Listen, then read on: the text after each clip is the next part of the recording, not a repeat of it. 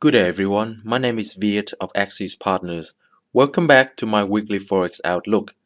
Coming back from my 2 weeks off, I can see that the market has produced some significant moves, particularly with the euro-dollar breaking long-term support levels against many currencies. Let's take a look at the currency pairs on my watch list for next week. Starting off with Australian dollar Japanese yen daily chart. There had been a recent uptrend which started in mid-November. Resistance at 89.30 was broken on Monday and price finished the week well above it. The next resistance level that I have is up at 92.40. If price comes back down to test 89.30, which may now act as support, I will be looking for opportunities to go long. Next is Australian New Zealand dollar on daily chart. This pair spent the last 2 weeks above 1.0920 support, but Friday saw a decisive break below it. This pair has been behaving very predictably at support and resistance recently. I traded it on the way down from here to here and on the way up from here to here. Next week, I will be looking for a pullback to 1.0920 and look to sell at resistance if it happens. Euro Australian dollar on daily chart.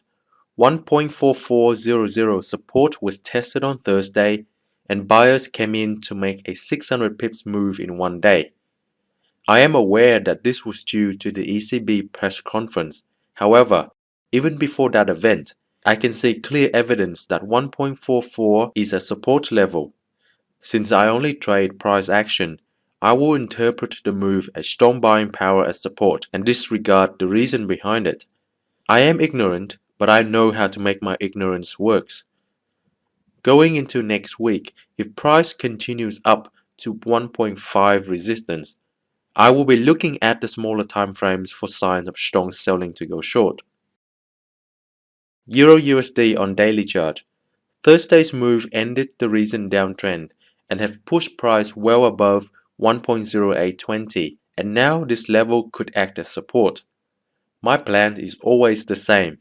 I am waiting for a pullback to 1.0820 and look for signs of strong buying to go long from here.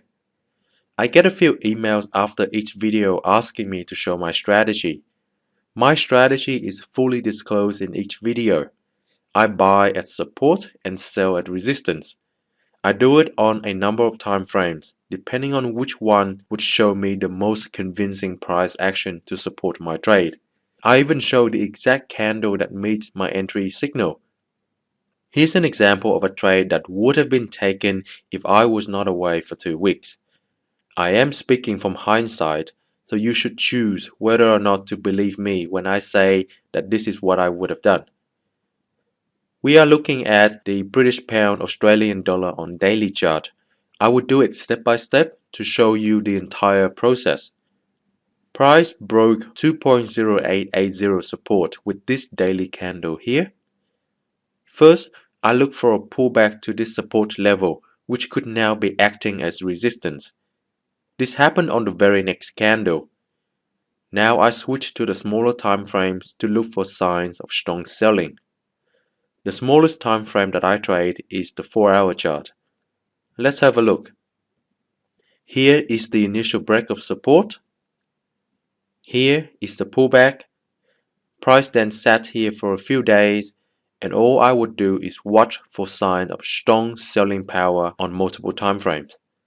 The daily chart provided a better view of this. This indecision candle tells me that buyers and sellers were still of relatively equal strength. The next daily candle is the signal that I look for to suggest that sellers were strong. The trade is entered on the open of this candle.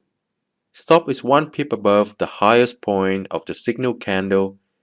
Target is 2-to-1 reward risk ratio. Since my target is well above the next support level, the final entry condition is met and I put on the trade at whatever price level it was when I finished writing my trading plan. This is how I trade.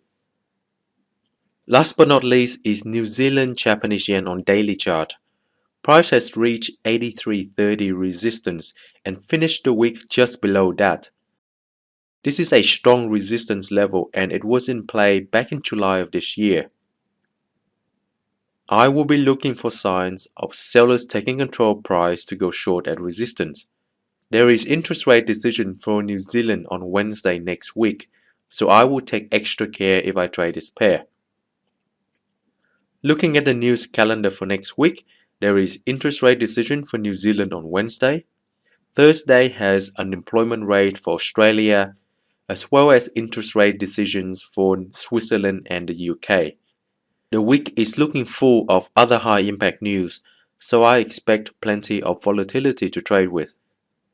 That's it from me for this week. Thank you for watching and tuning in again. I wish you a profitable trading week and look forward to having you back again next Sunday. Bye for now.